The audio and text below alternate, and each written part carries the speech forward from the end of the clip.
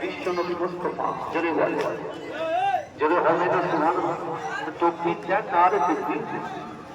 দ্বিতীয় নম্বর আকিমুস সালাত, আকিমুস সালাত, আকিমুস সালাত, নামাজ নামাজ নামাজ। এই আয়াত তেলাওয়াত করে সাহাবাদেরকে বুঝিয়ে দিয়েছেন।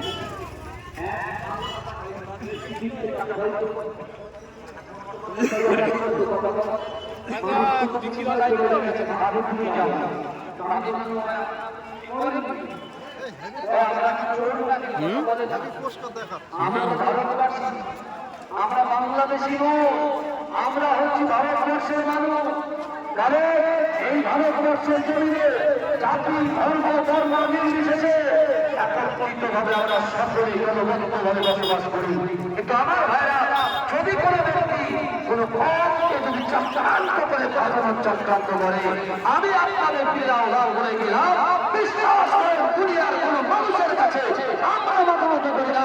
মুসলমান যদি মতামত করে একমাত্র করবার দিন আমার আল্লাহর কাছে মতামত করে জোরে বলে। কথা ঠিক না ভুল কথা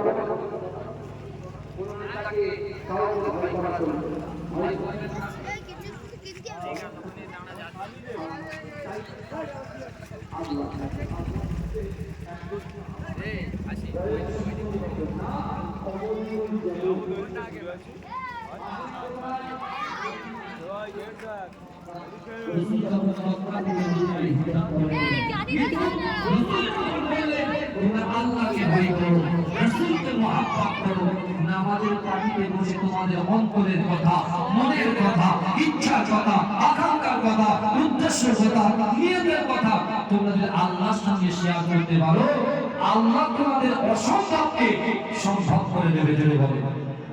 আচ্ছা আপনারা বলেন তো, একটা ছোট্ট মাদ্রাসা ছিল এখানে, আমি এই খালুওয়ালা আমার আব্বাজানের মুখে শুনেছি, আমার দাদুর মুখেও শুনেছি।